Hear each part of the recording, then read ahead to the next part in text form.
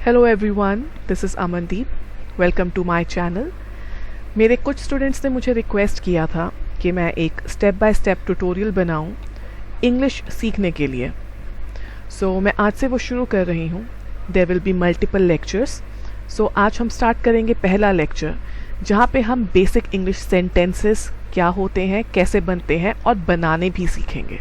Alright, so let's get started. And before we start, please do not forget to subscribe, share and like. चलिए, सबसे पहले हम जब sentences की बात करते हैं, सेंटेंस होता क्या है? हमें पता है सेंटेंस मतलब एक स्ट्रक्चर ऑफ वर्ड्स, जहाँ पे हम वर्ड्स को एक सिस्टमेटिकल ऑर्डर में लगाते हैं ताकि उसका मतलब बन सके।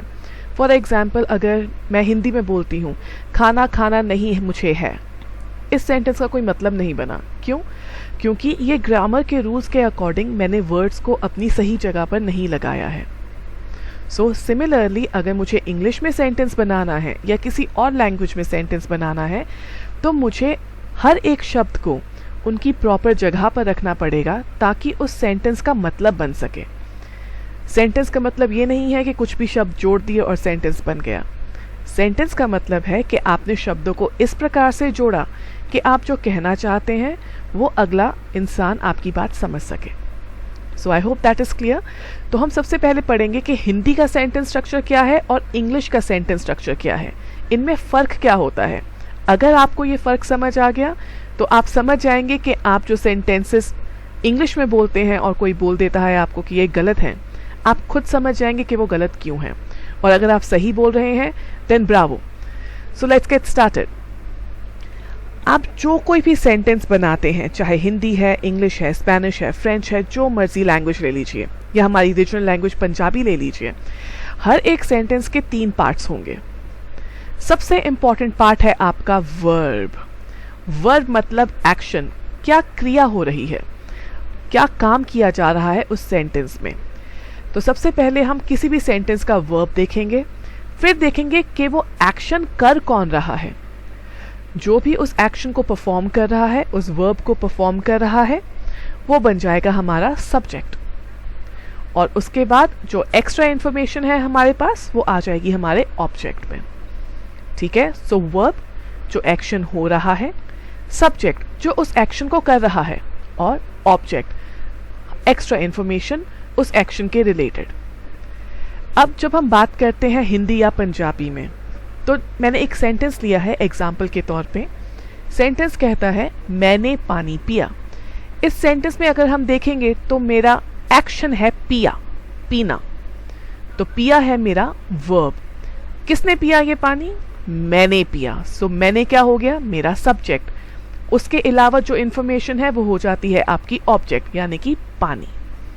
इसी सेंटेंस को अगर मैं इंग्लिश में लिखती हूँ तो मैं लिखूंगी आई ड्रैंक वाटर। यहाँ पे मेरा एक्शन क्या है? ड्रैंक, पीना। That is my verb. किसने किया ये ड्रिंकिंग वाला एक्शन? मैंने किया, आई ने किया। मेरा आई बन गया सब्जेक्ट। क्या पिया? पानी पिया, which is an additional information.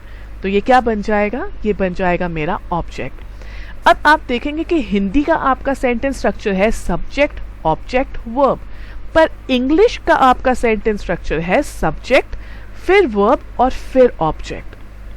यानी इंग्लिश में सबसे पहले आता है किसने किया काम और क्या किया काम, बाकी डिटेल्स बाद में। फॉर एग्जाम्पल, मैं इसी सेंटेंस को लेती हूं, मैंने पानी पिया। मैंने मतलब आई, पानी मतलब वाटर, पिया मतलब ड्रैंक। हम क्या करते हैं, जब हम हिंदी टू इंग्लिश या पंजाबी टू इंग्लिश सेंटेंसेस को कन्वर्ट करते हैं तो हम कहते हैं मैंने मतलब आए, पानी मतलब वाटर, पिया मतलब ड्रैंक। मैंने पानी पिया यानी I water drank. That is wrong. That is wrong, क्योंकि आपके शब्द सही हैं पर ग्रामर के अकॉर्डिंग आपने शब्दों को अपनी सही जगह पर नहीं रखा है। ये ज़रूरी है कि आप हर एक सब्जेक्ट को अपनी सही जगह पर रखें। इसलिए हमेशा याद रखिए कि आपके हिंदी पंजाबी का जो सेंटेंस स्ट्रक्चर है वो है सब्जेक्ट, ऑब्जेक्ट, वर्ब, और इंग्लिश का हमेशा रहेगा सब्जेक्ट, वर्ब और ऑब्जेक्ट। हम इसके बारे में आगे और बात करेंगे। Now let us talk about verbs. हमने हर एक सेंटेंस में सबसे पहले क्या ढूंढा? एक्शन ढूंढा, फिर ढूंढा वो एक्शन किसने किया, और बाकी की बातें बाद में। सो सबसे इंपॉर्टेंट है एक्शन। तो जो वर्ब्स होते हैं वो बताते हैं कि आपका क्या एक्शन हो रहा है या फिर क्या स्टेट है। अब एक्शन और स्टेट को मैं कैसे बताऊं? जैसे कि अगर मैं बोलूं कि मैं खाना खा रही हूं, तो इसमें मेरा एक्शन है खाना। मैं सो रही हूं, मेरा एक्शन है सोना। मैं बोलती हूं मैं भाग रही हूं, तो भागना हो गया मेरा एक्शन। ये तो हो गए एक्शन वाले वर्ब्स। अब कुछ वर्ब होते हैं जो स्टेट बताते हैं। फॉर एग्जाम्पल, मैं आपको बोलती हूं आप बहुत सुंदर हो। इस सेंटेंस में कोई एक्शन नहीं हो रहा है, सिर्फ एक स्टेटमेंट है, एक फैक्ट बताया गया है। तो इन सेंटेंसेस को लिखने के लिए हम जो वर्ब्स का इस्तेमाल करते हैं, जिन वर्ब्स को हम यूज करते हैं, वो आ गए हमारे स्टेट वाले वर्ब्स। एग्जाम्पल, एक्शन के लिए स्लीप यानी सोना, प्ले मतलब खेलना, ईट खाना, डांस नाचना, रन भागना, वॉक चलना, सिट बैठना, रीड पढ़ना, टीच पढ़ाना, ये सब मेरे एक्शन वाले वर्ब्स हैं। और जब मैं बात करती हूँ स्टेट, तो यहाँ पे मेरे वर्ब्स आते हैं is, are, am, was, were, will be, has, have, had. तो आज हम क्या करेंगे, एक्शन वाले जो वर्ब्स हैं इनको कैसे इस्तेमाल करना है ये हम अगले वीडियो में करेंगे। आज हमारा कंसंट्रेशन रहेगा कि हमने सिंपल सेंटेंसेस कैसे बनाने हैं जब हम सिर्फ किसी चीज की स्टेट बता रहे हों। यानी कि मुझे बुखार है, कोई एक्शन नहीं है, सिर्फ मैंने एक स्टेटमेंट दी है, मुझे बुखार है। मुझे बहुत गुस्सा आया है, ठीक है, या फिर मैं नाराज थी, राइट? तो इनको कैसे बनाना है वो सेंटेंसेस आज हम सीखेंगे। सो हमेशा याद रखिए, आपका इंग्लिश का sentence structure will always be subject plus verb plus object. तो सब्जेक्ट हमारे हमेशा 4 रहेंगे, आई यानी मैं, यू मतलब आप या तुम, सिंगुलर एक वचन और प्लूरल बहुवचन। वर्ब में हम लगाएंगे सिंगुलर के लिए am, have, was, had, will be, will have, ये मैं अभी आपको एक्सप्लेन करूंगी।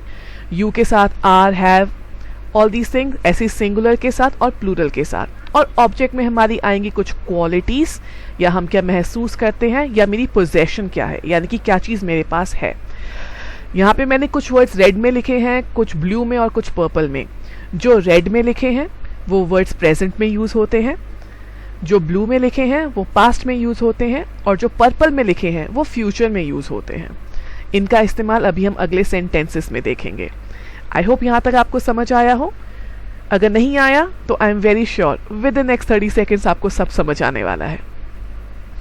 सबसे पहले अब एग्जाम्पल करते हैं प्रेजेंट टेंस का। प्रेजेंट टेंस यानी कि वर्तमान काल। तो मैंने कुछ सेंटेंसेस लिए हैं, इसमें ग्रीन में जो मेरे वर्ड्स हैं वो है मेरे, अगर आप यहाँ पे देखेंगे, वो है मेरे क्वालिटी, मेरी फील, मैं क्या महसूस कर रही हूं, और पोजेशन मेरे पास क्या चीज है, ठीक है। सो वो ग्रीन में है। और जो मेरे वर्ब हैं, प्रेजेंट वाले वर्ब मैंने रेड में लिखे हैं, ब्लू वाले वर्ब मैंने पास्ट वाले वर्ब मैंने ब्लू में लिखे हैं, और फ्यूचर वाले वर्ब मैंने पर्पल में लिखे हैं। सो आई एम हैप्पी मतलब मैं खुश हूं। यू आर ब्यूटिफुल यानी आप खूबसूरत हैं। ही लड़के के लिए यूज होता है, शी लड़की के लिए। ही इज एंग्री या शी इज एंग्री, तो वो हो जाएगा कि वह गुस्सा है। वी आर हंग्री हम भूखे हैं। दे आर सेल्फिश वे स्वार्थी हैं। आई हैव बुक्स, यहाँ पे अब हैज हैव आ जाएगा पोजेशन के लिए, जब मेरे पास कोई चीज हो, जब मेरे पास कोई चीज है, कोई चीज मेरे पोजेशन में है। आई हैव बुक्स मेरे पास किताबें हैं। यू हैव मोबाइल आपके पास मोबाइल है। शी हैज फीवर या ही हैज फीवर उसे बुखार है। वी हैव हेडेक हमें सिर दर्द है। दे हैव अ डॉग उनके पास एक कुत्ता है। इसमें जो एक चीज इंपॉर्टेंट नोटिस करने वाली है वो ये है कि आई के साथ एम लगा है, यू के साथ आर लगा है, दे के साथ आर लगा है, वी के साथ आर लगा है। बाकी कोई चीज सिंगुलर है तो इज लगा है। आई, यू और प्लूरल्स के साथ हैव लगा है क्योंकि वो प्लूरल्स हैं, और जो सिंगुलर्स हैं ही और शी उनके साथ हैज लगा है। इन सेम सेंटेंसेस को अब मैं पास्ट में लिखूंगी। The only change will be जो मेरे वर्ड्स ब्लू में हैं, और जैसे ही उन वर्ड्स को मैं चेंज करती हूँ पास्ट टेंस में, मेरा सेंटेंस है से था वाली फॉर्म में पहुंच जाता है। जैसे आई वॉज हैप्पी, मैं खुश था। यू वर ब्यूटिफुल, आप या तुम खूबसूरत थे। ही या शी वॉज एंग्री, वह गुस्सा था या वह गुस्सा थी। वी वर हंग्री, हम भूखे थे। दे वर सेल्फिश, वे स्वार्थी थे। आई हैड बुक्स, मेरे पास किताबें थी। अगेन पास्ट में हैड का मतलब किसी चीज का पोजेशन होना। आई हैड बुक्स, मेरे पास किताबें थी। यू हैड मोबाइल, आपके पास मोबाइल था। ही और शी हैड फीवर, उसे बुखार था। वी हैड हेडेक, हमें सिर दर्द था। दे हैड अ डॉग, उनके पास एक कुत्ता था। आई होप आपको ये सेंटेंसेस क्लियर हुए हो। इन्हीं सेंटेंसेस को अब चलिए फ्यूचर में लिखते हैं। जो पर्पल में हाईलाइटेड वर्ड्स हैं सिर्फ वो ही शब्द चेंज किए हैं, और आप देखेंगे कि आपका सेंटेंस ऑटोमेटिकली सिर्फ वो शब्द चेंज करने से फ्यूचर टेंस में बन जाएगा। आई विल बी हैप्पी, मैं खुश होऊंगा या मैं खुश होंगी।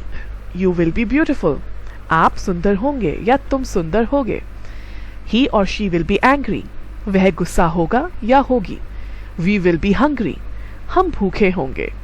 दे विल बी सेल्फिश, वे स्वार्थी होंगे। आई विल हैव बुक्स, मेरे पास किताबें होंगी। यू विल हैव मोबाइल, आपके पास मोबाइल होगा। ही और शी विल हैव फीवर, उसे बुखार होगा। वी विल हैव हेडेक, हमें सिर दर्द होगा। आई होप आप में से किसी को ना हो रहा हो। They will have a dog, उनके पास एक कुत्ता होगा। राइट तो सिर्फ यही कुछ शब्द बदल देने से आप देखेंगे आपका पूरा का पूरा सेंटेंस या प्रेजेंट या पास्ट या फ्यूचर में हो गया। और ये जो फर्स्ट 5 सेंटेंसेस हैं इनमें जो हमने वर्ड्स यूज किए हैं happy, beautiful, angry, hungry, selfish, इनका मतलब साथ में ग्रीन कलर में दिया हुआ है हाईलाइट करके। अगर आप ऐसे से वर्ड्स, इनको हम एडजेक्टिव्स बोलते हैं इंग्लिश में या फिर हिंदी में विशेषण, अगर आप ऐसे वर्ड्स और जानना चाहते हैं जो आप यूज़ कर सकते हैं किसी को डिफाइन करने के लिए, किसी सिचुएशन को, किसी इंसान को, किसी लिविंग या नॉन लिविंग चीज़ को, अपने मूड को या किसी भी चीज़ को, so do let me know in the comment section and I will make sure कि मैं अगला वीडियो ऐसे एडजेक्टिव्स पे बनाऊं जो आप अपनी daily day to day life में यूज़ कर सकें और ये सिंपल सेंटेंसेस बोल सकें। आई रियली होप कि आपको आज का वीडियो पसंद आया होगा। अगर पसंद आया तो प्लीज़ लाइक कीजिए, शेयर कीजिए एंड सब्सक्राइब कीजिए। ऐसे वीडियोस आते रहेंगे। ये सिर्फ लेक्चर 1 है जिसमें हमने स्टेट वाले सेंटेंसेस किए हैं, जहाँ पे हम सिर्फ सिंपल स्टेटमेंट्स की बात कर रहे हैं। अगला वीडियो में लेके आऊँगी जिसमें हम एक्शन वाले वर्ड्स के साथ सेंटेंसेस कैसे बनाने हैं उनके बारे में बात करेंगे। So I take your leave for now. I hope you liked it. Namaste. Have a great day. Bye-bye.